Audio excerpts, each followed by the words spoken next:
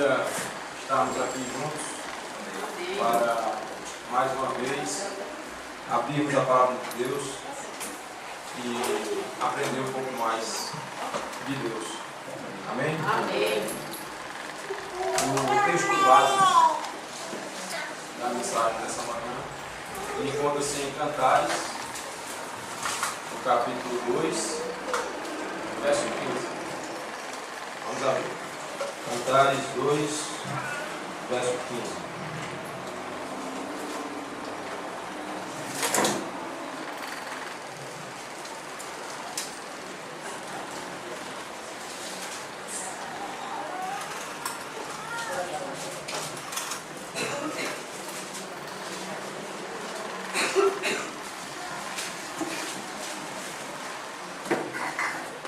Amém? Diz assim a palavra do Senhor: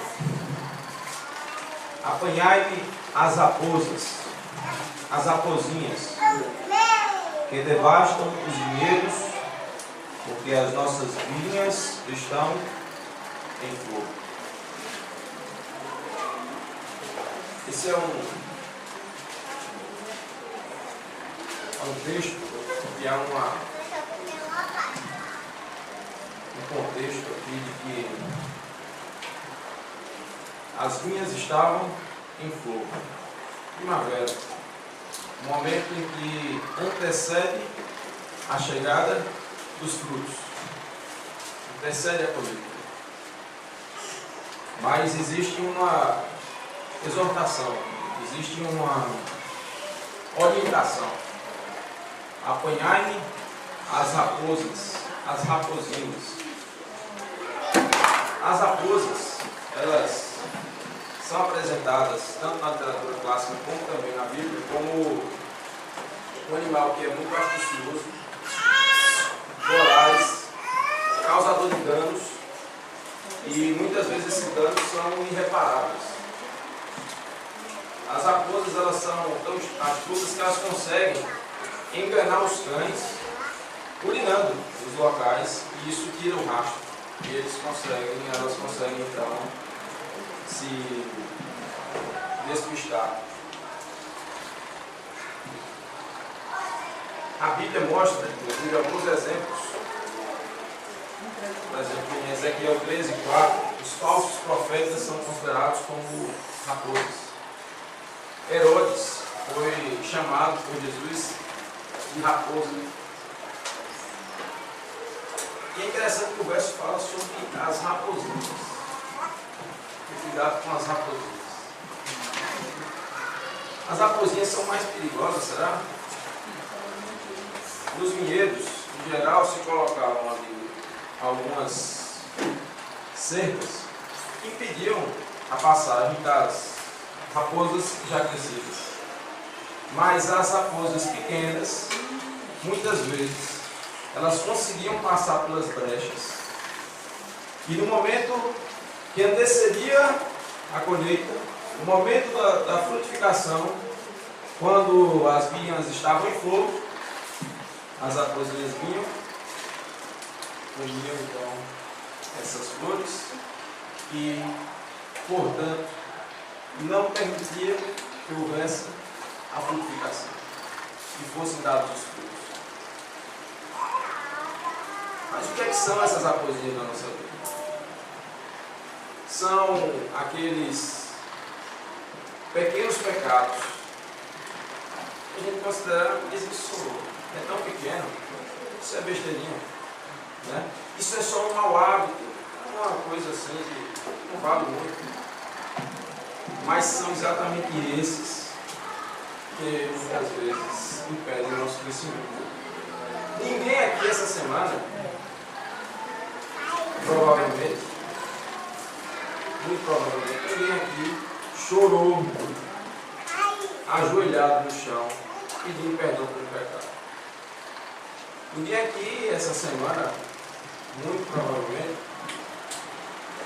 se derramou em lágrimas e clamou a Deus por um arrependimento de algo que tenha cometido. Sabe por quê?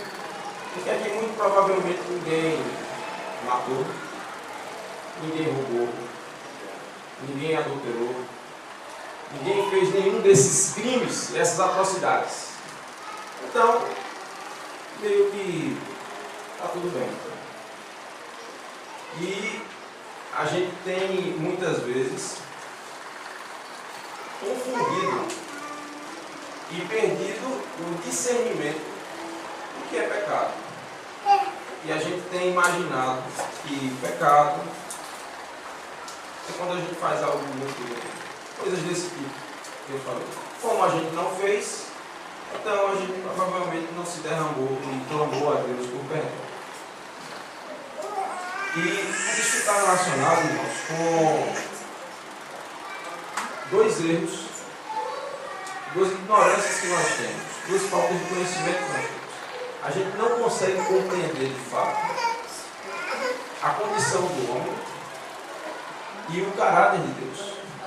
Nós não compreendemos o quão somos degenerados, o quão somos degradados, o quão somos pecadores. A gente acha que a gente é gente boa, a gente está na média, na verdade até um pouquinho acima da média. A gente não mata, não rouba, não se prostitui, a gente não anda por aí se embriagando, né, usando drogas. Então a gente está meio que bem. E é por isso que a gente não tem aquele arrependimento. Porque a gente não fez nada disso no lugar. Então a gente não tem a noção de quão degenerados e degradados somos, como somos pecadores, e também não temos a noção de como Deus é justo e como Deus é santo. O profeta Abacuque diz que Deus é tão puro, é tão santo, que ele não consegue contemplar o pecado, se relacionar com o pecado. E a Bíblia diz que são exatamente os nossos pecados, as nossas iniquidades, que fazem separação entre nós e Deus. E às vezes a gente olha para a Bíblia e diz: olha aí, Davi matou, adulterou e foi chamado o homem segundo o coração de Deus. Mas será que ele foi chamado o homem segundo o coração de Deus porque ele matou e adulterou? Claro, exatamente. Claro que ele não foi chamado de homem segundo o coração de Deus por conta disso. Mas sim porque ele se arrependeu de forma verdadeira. E o arrependimento verdadeiro está relacionado a uma mudança de vida, a deixar o caminho mau. Não é só da boca para fora, não é só confessar o pecado, não é só dizer: realmente, aí que eu fiz, realmente errei, e pronto, fica por isso mesmo. A gente simplesmente segue a nossa vida como se estivesse numa boa. E é por isso que lá em Apocalipse 3 está escrito que Deus está a ponto de nos vomitar, porque nós estamos mortos.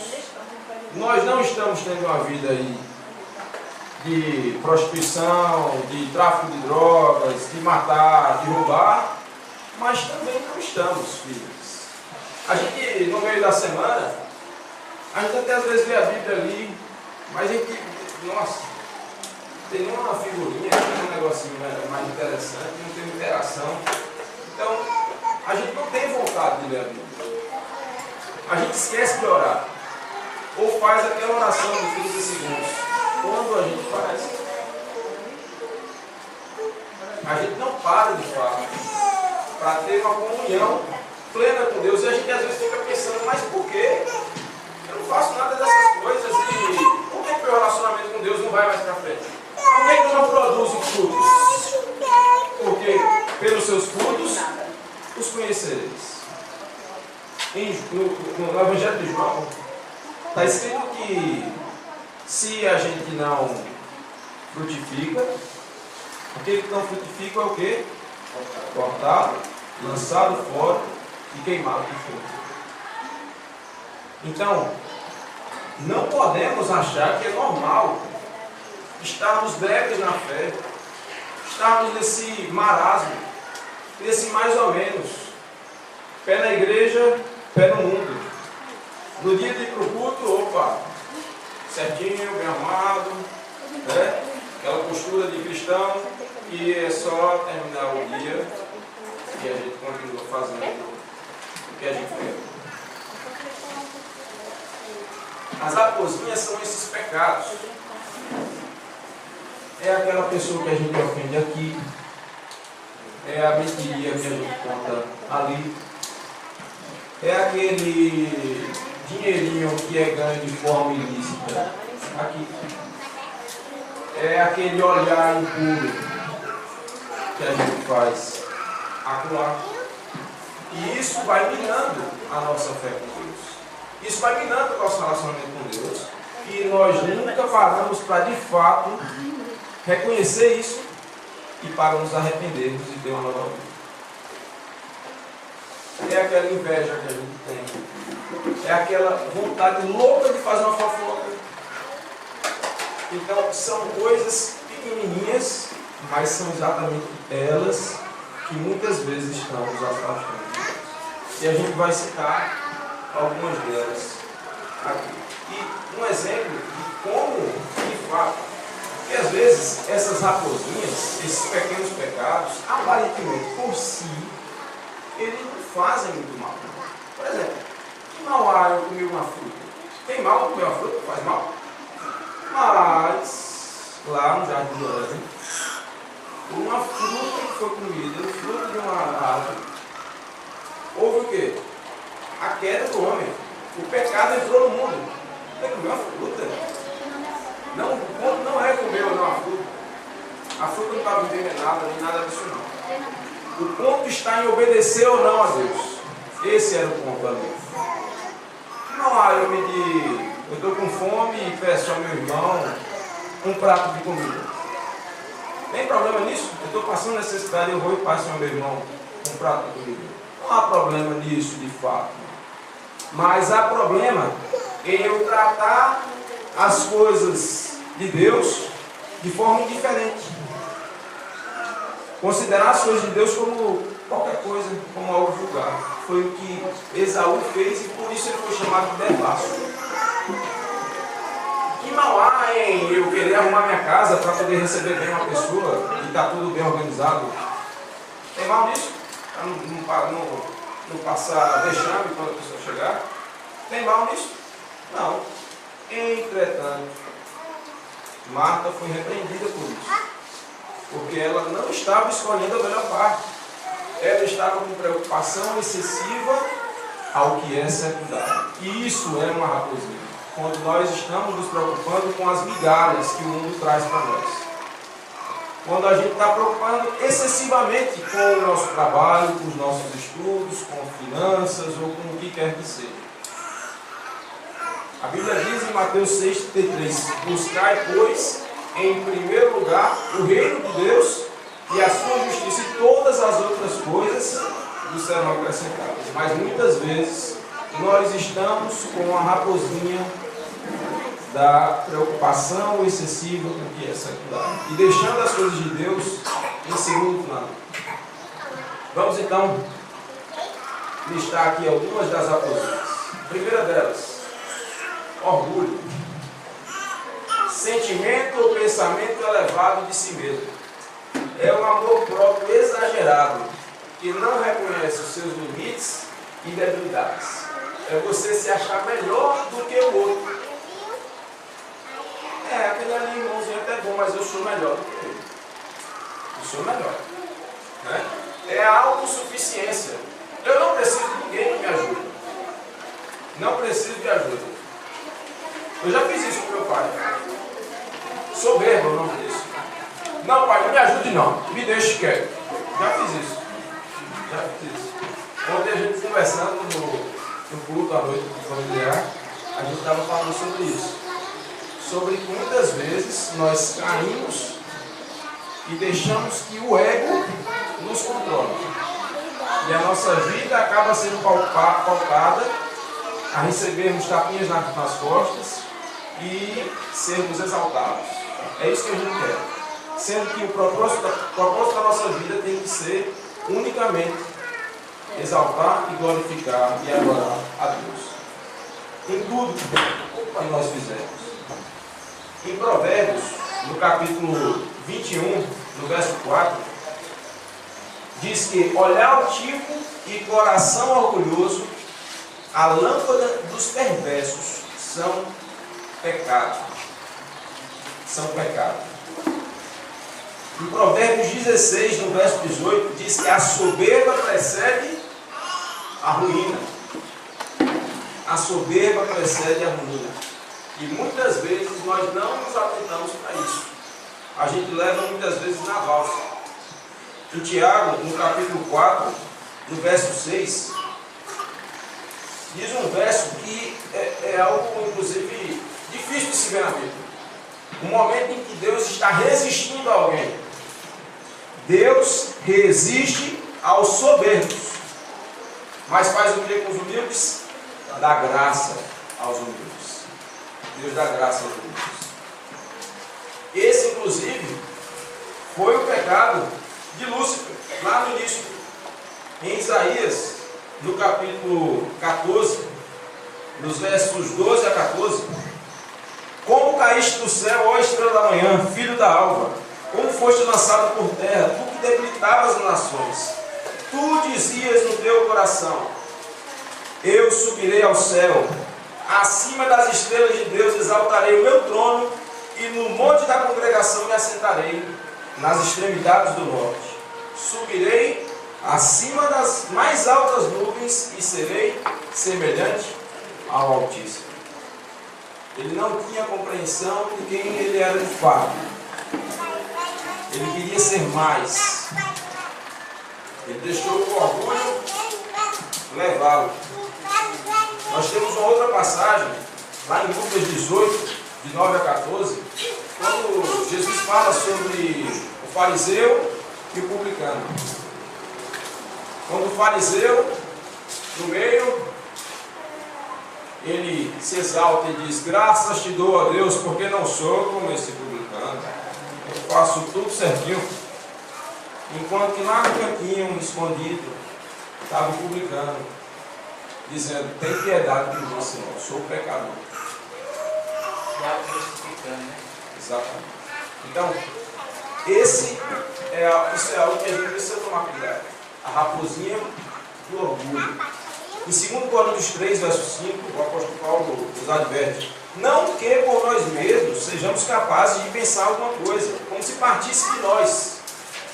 Pelo contrário, a nossa suficiência vem de Deus. A nossa suficiência vem de Deus, não de nós mesmos. A gente precisa tomar cuidado, porque nós temos visto aí muito a onda de que a força está dentro de você. Se tiver alguém para confiar, confie em você mesmo.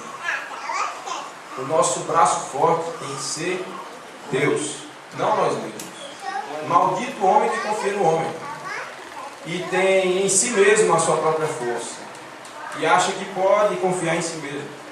Nós temos que ter a nossa força e a nossa segurança e a nossa confiança em Deus. Romanos 12, verso 3 diz que porque pela graça que me foi dada, digo a cada um dentre vós que não pense de si mesmo além do que convém.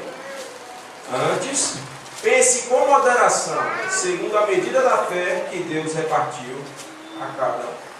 Não pense além do que você é. Não é para ter baixa autoestima, não, meus irmãos. Isso aqui não é uma pregação para ter baixa autoestima. Não. É para cada um pensar de si mesmo como convém. Nada mais além do convém.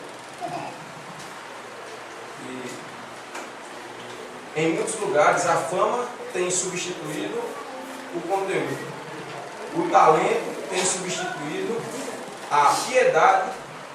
E o estrelismo humano, ele tem substituído o caráter. Não deixemos que a raposa do orgulho, a raposinha do orgulho, estrague a nossa vida. A segunda raposinha, o segundo pecadinho que a gente às vezes não liga muito, é a mentira. Mentira é se opor à verdade.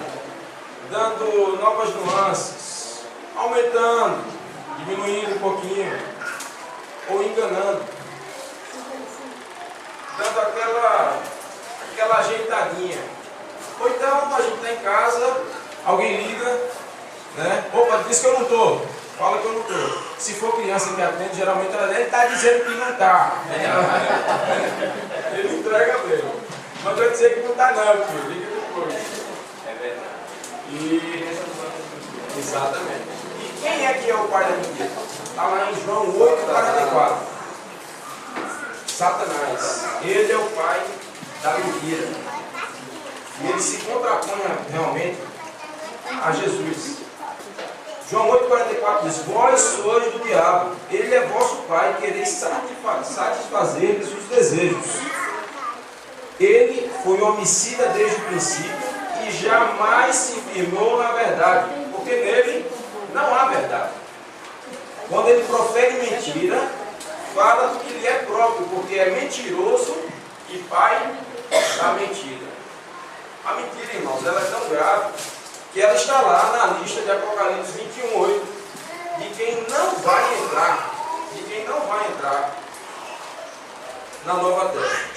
Quando, porém, aos covardes, aos incrédulos, aos abomináveis, aos assassinos, aos impuros e a todos os mentirosos, aos feiticeiros, aos idólatras, a parte que lhes cabe será no lago que arde com fogo e enxofre, a saber, a segunda morte. Tem aquelas mentirinhas que a gente diz: não, essa aqui eu não estou prejudicando ninguém, né? Mas, irmão, geralmente, isso, exatamente, mas geralmente, esse é um termo, na verdade, que é só preconceituoso, porque não existe, né? E geralmente, a mentira somente reflete quando nós somos mau caráter, porque quem mente, em geral, ele está tentando esconder alguma coisa que ele fez de errado, e ele está tentando ali colocar debaixo do tapete, e está tentando de alguma forma se esquivar de um erro que cometeu. Portanto, ele precisa mentir, porque a verdade dói demais. A verdade comprometeria ele, porque ele está fazendo algo errado. E se nós somos de fato cristãos, nós temos que estar sedimentados o quê? Na verdade, porque Jesus, em João 14, no verso 6, ele diz que eu sou o caminho, a verdade e a vida. Efésios, no capítulo 4, no verso 25, diz assim: por isso, deixando a mentira, fale cada um a verdade com o seu próximo, porque somos membros uns dos outros. Falemos então, irmãos, a verdade para o nosso próximo. Terceira raposinha: murmuração. Murmuração: queixar-se ou reclamar em voz baixa, falar mal de alguma coisa, censurar, maldizer alguma coisa ou circunstância, como fruto de insatisfação ou descontentamento. É aquela encheção de saco. Ah, porque está ruim, ah, porque está quente hoje, ah, porque está frio, ah, porque choveu, ah, porque não sei o quê. E a gente às vezes se pega fazendo isso. Contudo, eu já fui muito murmurador. Muito. Desse jeitinho que eu acabei de falar, eu era. Desse jeitinho. Fechava o sinal de trânsito para quê? Ah, porque o mundo está contra mim. Ah, porque acabou tudo. Então, quer dizer, isso é fruto de quê? De ingratidão. Quando não temos o coração grato a Deus pelo que Ele nos dá, nós murmuramos. Foi exatamente isso que aconteceu com o povo de Israel lá. Deus os liberta com mão forte, através de Moisés, como instrumento.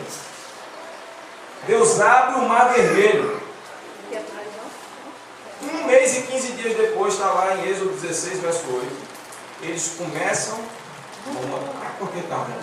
Ah, porque cadê a comida? Ah, porque cadê a comida? Ah, porque eu preferia estar lá no Egito, porque eu tinha que comer. Ah, porque eu estava lá com as paneladas de carne, eu tinha que comer. E ó, murmuraçãozinha. Aí Deus providencia o maná. Aí depois, Êxodo 17. Ah, porque eu estou com sede? Ah, porque cadê a água? Ah, porque no Egito comeu. Então, aí Deus vai providenciar a água. E eles murmuraram tanto que em Números 14 está registrado que acendeu-se a ira do Senhor e disse: olha, vocês passaram do limite e vocês não vão entrar na terra prometida. Essa geração toda aqui vai morrer no deserto, exceto Josué e Caleb. Vocês veem, nem Moisés entrou na terra prometida. Deus deixou Moisés ver. Veja, contemple, mas você não vai entrar. Porque ele feriu a rocha. Em Meribá, bateu na rocha, era só para ele ordenar. Falar, e isso iria acontecer. Mas ele, inclusive é interessante porque a Bíblia diz que não houve na terra um homem mais manso do que Moisés. Mas imaginem o que é conduzir um povo daquele com tanta murmuração. Moisés era príncipe do Egito, né? Ele que era para mais murmurar, ele foi mais.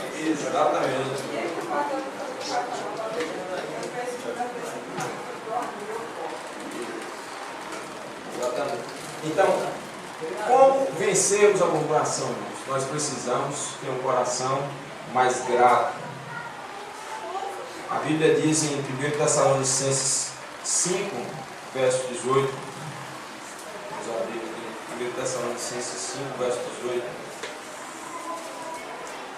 Em tudo dai graças, porque esta é a vontade de Deus em Cristo Jesus para convosco. É fácil? É fácil em tudo dar graças? Não. Aqui não está dizendo aqui que é fácil. Jesus diz em João 16, verso 33: essas coisas vos tenho dito para que tenhais paz. No mundo tereis aflições, mas tende bom ânimo, eu venci o mundo. Em tudo dá graça, irmãos, não é dar graça pela desgraça, é dar graça na situação difícil. Em tudo, não é por tudo, em tudo dá graça. Eu estou me atopada, eu dou graças a Deus por ter quebrado dele. Isso, exatamente. Não porque ele não me atopara, Isso. mas por não ter quebrado meu Deus. Perfeito. E tentar sempre, irmãos, aproveitar os momentos de sofrimento, de desafios, de dificuldades, para a gente crescer em Cristo, crescer no Pai. E não termos aquela, eita, agora acabou para mim, agora está tudo difícil, agora eu vou larga a fé e diz: tá vendo aqui, ó, eu era servo de Deus, aconteceu isso comigo, agora eu vou largar tudo. Não, calma. Jó disse: ainda que ele me mate, nele esperar, nele confiar. Vamos dizer que ruim com ele, pior sem ele. Então, se com Cristo a gente está uma pessoa ruim, pior é sem Cristo. E o apóstolo Paulo diz que a nossa leve e momentânea tribulação produz sobre nós um eterno peso de glória. Se nós estivermos focados no autor e consumador da nossa fé, nós conseguiremos vencer todas essas coisas. Quarta raposinha, concupiscência. O que é concupiscência? Desejo desordenado, sem controle por alguma coisa. É o que a ciência chama de concupiscência. Esse desejo pode ser por comida, né? Pode ser por sexo, né? Pode ser pela busca do prazer, pelo hedonismo, né? Prazer a qualquer custo. Roupas, né? Por roupas, por comprar, eu quero comprar, né? Então, são problemas que estão aqui dentro da concupiscência. A gula, né? Que é o desejo de comer mesmo quando você já está de barriga cheia. Você às vezes comprar um pacote, 1 quilo de biscoito, mas você só para quando você fica satisfeito, quando você tira o último, né? Você é um exterminador de biscoitos, né? A boca foi feita para comer, né? Então, exatamente. Então, não tem condição. Isso não é algo, não é uma conduta de cristão. Isso não é uma brincadeira. Isso não é uma brincadeira. Quando a gente vê no capítulo 4, verso 11 de Oséias, falando também sobre concupiscência, a sensualidade, o vinho e o mosto tiram o entendimento. A sensualidade, o vinho e o mosto tiram o entendimento. nós precisamos, irmãos, buscar e pedir a Deus a cada dia que nos derrame o seu Espírito. Porque o fruto do Espírito está lá no verso 23 já de Gálatas, capítulo 5. Domínio próprio. Domínio próprio é essencial para nós vencermos. Não é fácil. Não é fácil. Mas em Cristo nós somos mais do que vencedores. Se estivermos nos alimentando do que não presta, não conseguiremos vencer. Claro que não. A carne milita contra o Espírito, o Espírito milita contra a carne. Se eu alimento a carne, só alimento a carne, eu vejo o que não presta, eu ouço o que não presta, eu como o que não presta, como eu espero estar forte diante da tentação? Como? Não tem como. Você vai cair. Não espere um milagre. Não espere um milagre acontecer. Construa um milagre. Deus tem que ser o nosso milagre a cada dia. A nossa vida, o nosso ser, ele tem que ser e representar a Cristo onde nós estivermos. Nós somos chamados, irmãos, para sermos o sal da terra e a luz do mundo. Mas tem cristão que não é cristão de verdade, mas se chama de cristão, o que for, a denominação que é mais treva do que as próprias trevas. Porque quando você se diz cristão e faz o que é errado, você está jogando pedra na cruz, você está jogando lama na cruz, você está dizendo que o sacrifício de Cristo não serve para nada. Como é que é isso? Se eu sou cristão, Jesus me salvou e eu continuo andando no erro, eu continuo fazendo as obras da carne. Jesus me salvou de quê? De nada. Logo, não estou salvo. A manifestação da salvação é exatamente das boas obras que Deus opera em nós. Não vem de nós mesmos. Nenhuma boa obra vem de nós mesmos. Nenhuma. Toda boa dádiva, todo dom perfeito vem lá do céu, do Pai das luzes. E todas as obras que fazia para ter mesmo, quem em nós podemos dizer que as obras boas é nossa. Exatamente. Não temos nada de bom em nós. Quinta raposinha, ira. Explosão, que pode ser visível ou não, pode ser só interna. De raiva ou cólera, na tentativa de demonstrar indignação, ou defender-se de ofensa ou agressão. E a Bíblia é clara, irmãos, que nós não devemos dar lugar à ira. Não devemos dar lugar à ira. Nós devemos confiar em Deus, porque Ele é justiça. E a seu tempo se levantará por nós. A chave para a gente se dominar não é fácil, irmãos. Não é fácil. Às vezes pisa no nosso pé, a gente segura. Estou forte, eu vou segurar, não vou. Mas aí, logo depois, você ainda nem se recuperou, pisa no seu pé esquerdo. Pensa no direito, agora é no esquerdo. Você me segura. Aí vem alguém e só faz assim. É só sonar assim. Eu pergunto, desculpa, você viu uma pedra que você desceu. Entende? Então a gente precisa estar em Cristo, porque senão a gente vai cair. Não é fácil. Nesse mundo é tribulação, é dificuldade. Mas em Cristo nós podemos vencer. Sexta raposinha. Ociosidade, preguiça. Preguiça, meus irmãos. Preguiça. Quem nunca ficou com sede porque estava com preguiça de pegar água? Quem nunca? Provérbio 19, verso 15, diz: a preguiça faz cair em profundo sono, e o ocioso vem a padecer de fome. O apóstolo Paulo, ele diz: olha, se você não quer trabalhar, que também não coma. Não quer trabalhar não, também? Não coma. Provérbios, isso foi 19, 15. Provérbios agora 15, verso 19. Diz: o caminho do preguiçoso é como que cercado de espinhos, mas a vereda dos retos é plana. O caminho do preguiçoso é como que cercado por espinhos. O preguiçoso diz: tem um leão lá fora. Eu não posso sair de casa não, gente, para procurar um emprego ou o que for. Tem um leão lá fora, eu vou ficar aqui dentro para me proteger. Provérbios 21, verso 25, diz: o preguiçoso morre desejando, porque as suas mãos recusam trabalhar.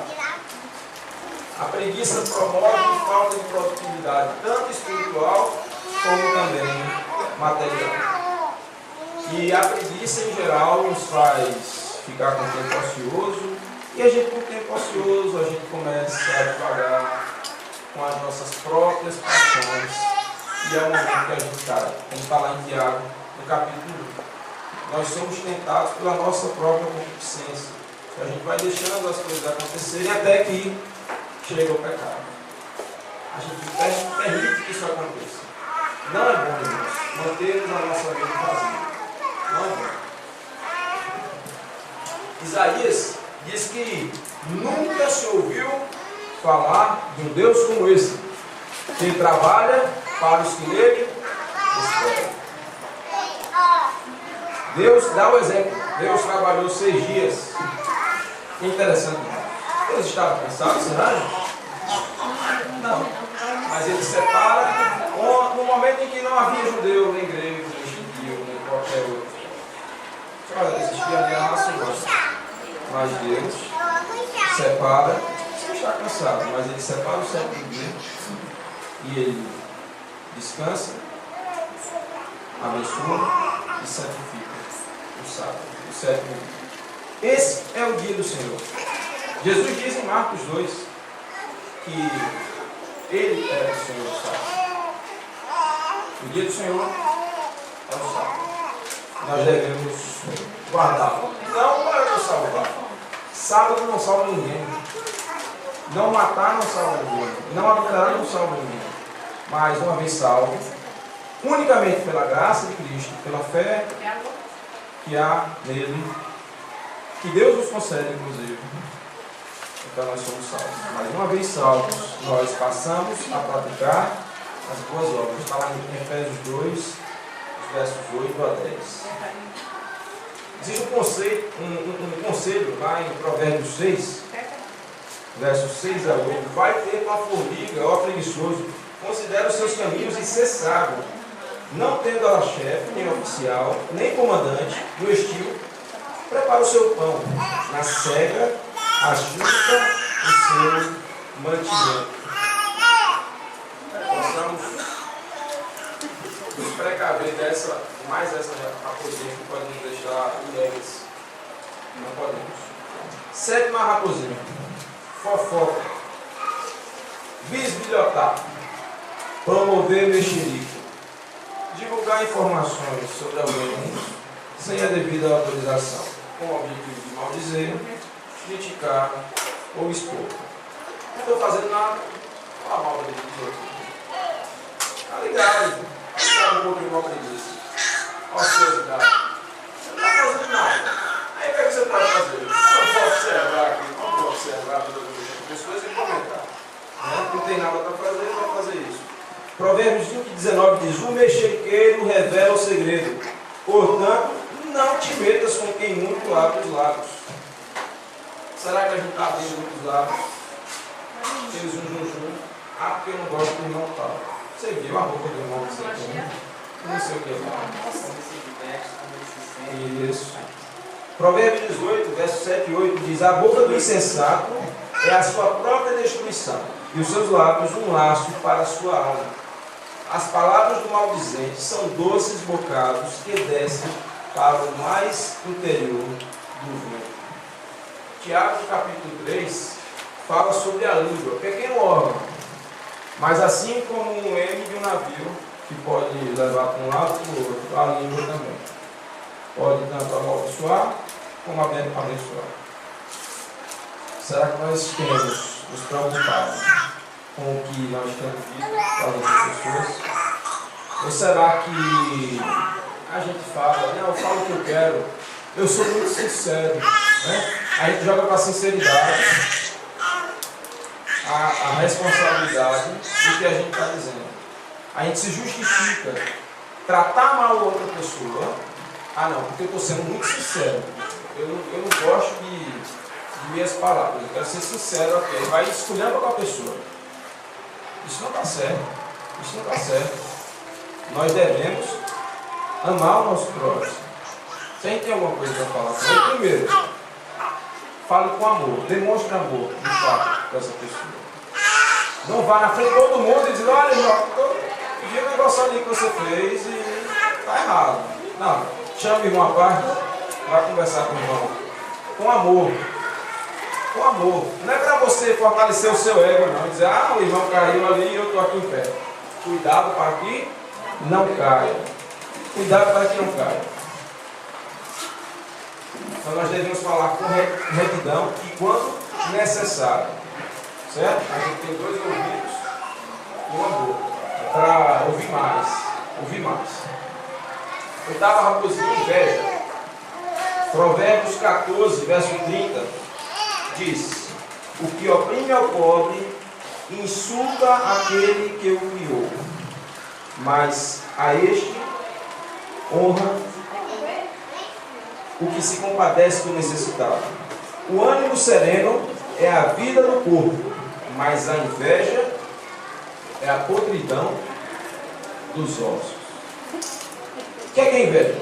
Pesar ou desgosto provocado pela alegria e prosperidade dos outros, pelo bem ou a felicidade do próximo. Eu estou achando aquela pessoa muito feliz. Eu estou gostando disso. Né? A gente se chateia porque alguém está bem. A gente começa, eu não sei o que não. Eu não sei o que eu estou sentindo, mas não estou bem. Né? Porque o outro está ali feliz. A gente já começa a dar aquela... Deve ter roubado alguma coisa. Deve estar fazendo alguma coisa errada. Né? E a gente começa... será que está usando drogas? Né? Para estar feliz desse jeito? E aí vem. Porque a gente não consegue. A gente pode ter inveja do que a outra pessoa tem. Né? Da esposa do próximo. Vem aí o conceito, o contexto da cobiça, que está lá nos 10 mandamentos, no 10º mandamento. Então isso não é de Deus, isso demonstra que eu estou descontente com a minha vida e que eu não tenho o Espírito de Deus na minha vida. Não tenho o Espírito de Deus, porque se eu estou agindo dessa forma, eu não estou feliz e em paz com Deus. Em Filipenses 4, o apóstolo Paulo diz um texto bem interessante. Aprendi a estar contente em toda e qualquer situação. Eu sei estar com dinheiro, eu sei estar sem dinheiro. Eu sei o que é passar dificuldade e eu sei o que é estar na abundância. Mas, a despeito de tudo isso, eu posso dizer que tudo posso naquele que me fortalece. Tudo eu posso naquele que me fortalece. Não de mim mesmo, mas em Deus eu posso todas as coisas. E isso nos dá a paz que só Cristo pode dar. Jesus disse, deixo-vos a paz. A minha paz vos dou. Não vou lá dou como o mundo dá. Essa paz é que nós devemos ter. Essa tranquilidade do Espírito.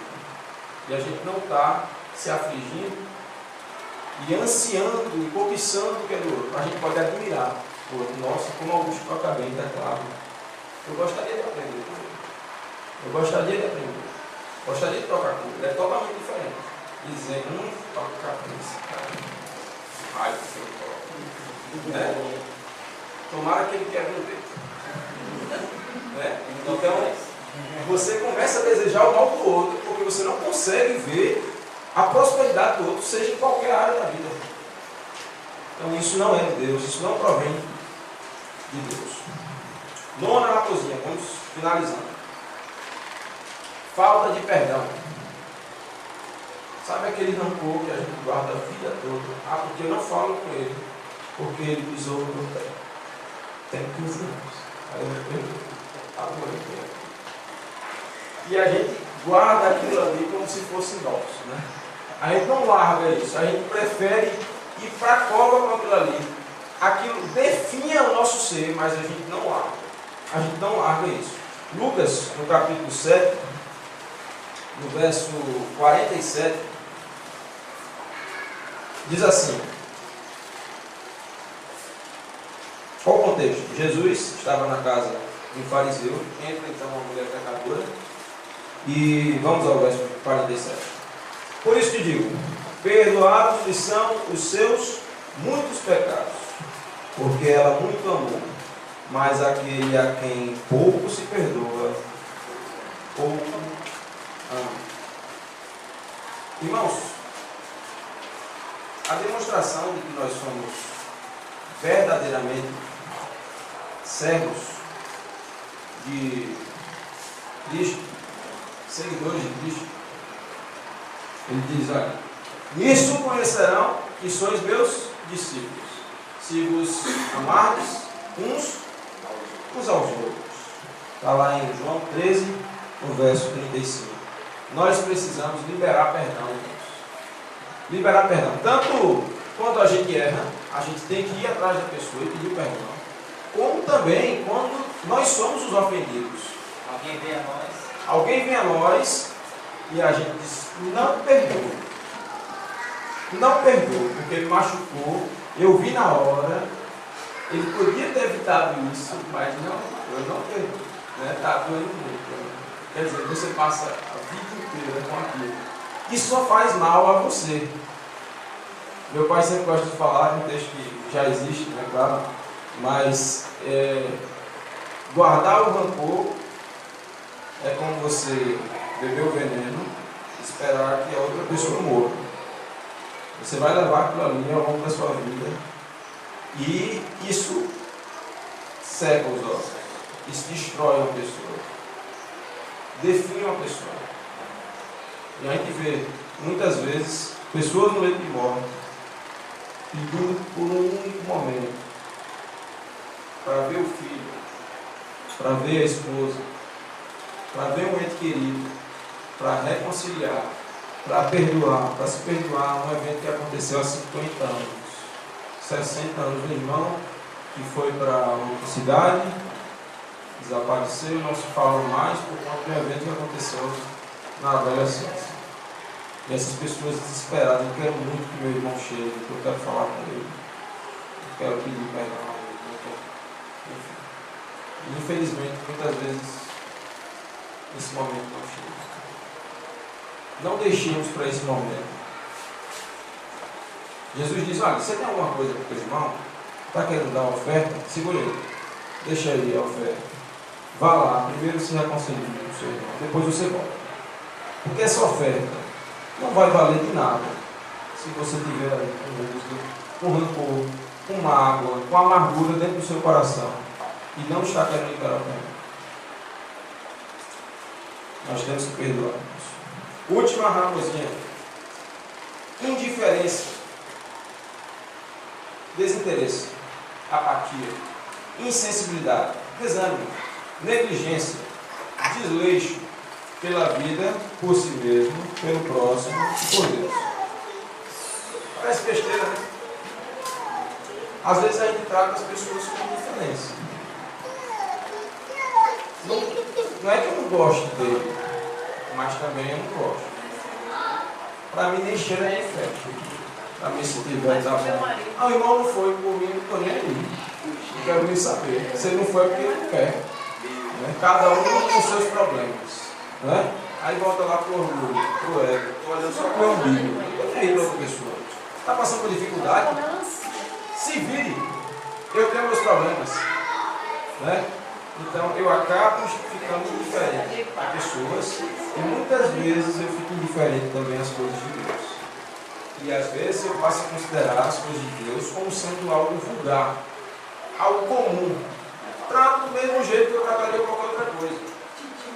Não tem aquela santidade ao Senhor, não tem aquela reverência para fazer as coisas de Deus. Faz de todo jeito, faz nas coxas. Né? Leva na barriga, não tem nada não. Faz do jeito que quiser. E não pode ser assim. Nós precisamos dar prioridade às coisas de Deus. as coisas de Deus. Às vezes a pessoa diz, eu sou humano, Deus me conhece. Ele não vai se incomodar se eu não fizer isso tão bem feito. Né? Às vezes a gente dá o sangue lá no trabalho, no estudo, mas aqui não tem problema. Faz do jeito que quiser. Né? Então a gente precisa se comprometer mais com Deus. Irmãos, vamos finalizando aqui. Vamos ler Filipenses 4:8. O que é que nós devemos fazer? Em Efésios 6, nos é mostrado as armas espirituais contra o mal que Deus nos proporciona. Nós devemos ter uma mente limpa, sã. O que é que será que nós devemos pensar? O que será que nós devemos pensar?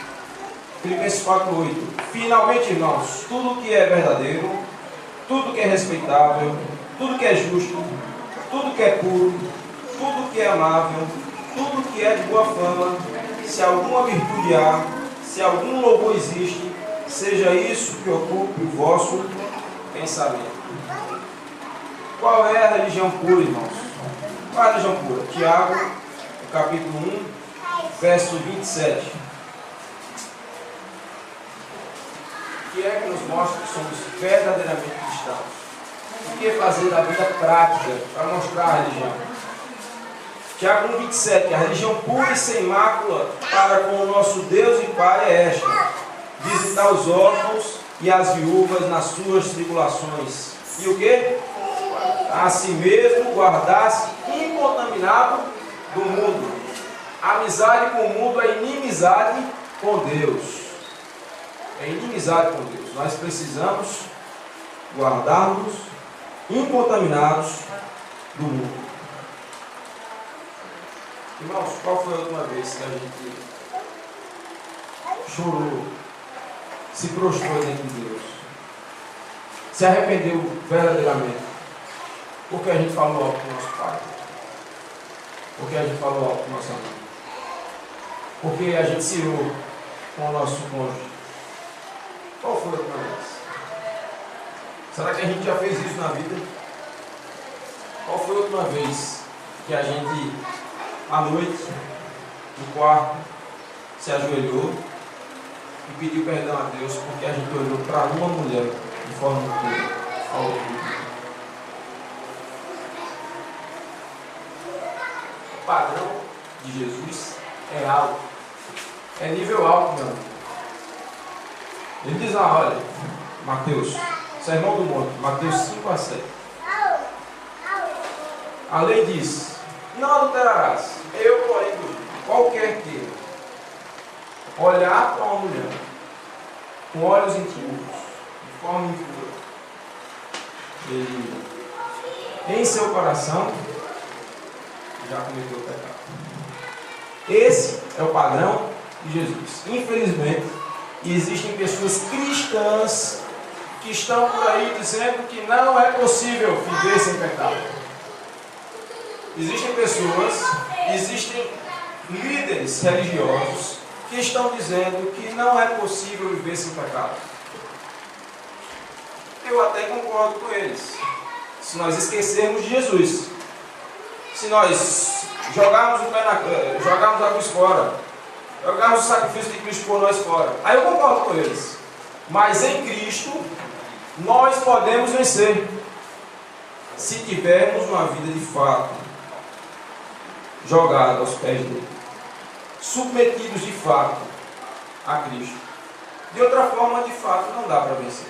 Mas Jesus, ele veio a essa terra como homem. E quem não acredita nisso é o anticristo, está lá em 1 João 2. Tem o espírito do erro, não o espírito de Deus. Quem tem o espírito de Deus, ele afirma que Cristo veio em carne. Que Cristo veio aqui, foi tentado em todas as coisas, porém sem pecado. E ele, é por isso, ele conquistou. Ele é o nosso exemplo. Ele é o nosso Consolador. Por que ele é nosso Consolador? Porque Ele veio aqui, ele passou por todas as dificuldades. Ele é hoje o nosso advogado junto ao Pai. Filhinhos, não pequeis. Todavia, se pecarmos, nós temos o quê? Um advogado junto ao Pai, Jesus Cristo. Amém? Que Deus nos abençoe. Que nós possamos fazer uma avaliação da nossa vida. Que nós possamos pedir a Deus forças e lutar contra esses pequenos pecados que às vezes a gente não dá importância. Lembrar que pecado é pecado. Isso entristece a Deus. Deus é santo. Deus não se mistura com pecado. E é isso que está fazendo separação entre nós e Deus. É isso que está fazendo com que não tenhamos uma vida plena espiritual. É isso que está fazendo com que a gente fique morno. E que Deus esteja a ponto de vomitar-nos. Vamos nos solidificar. Jesus está voltando. Precisamos estar mais próximos de Deus a cada dia. Então, estaremos para sempre com o Senhor. Amém? Amém.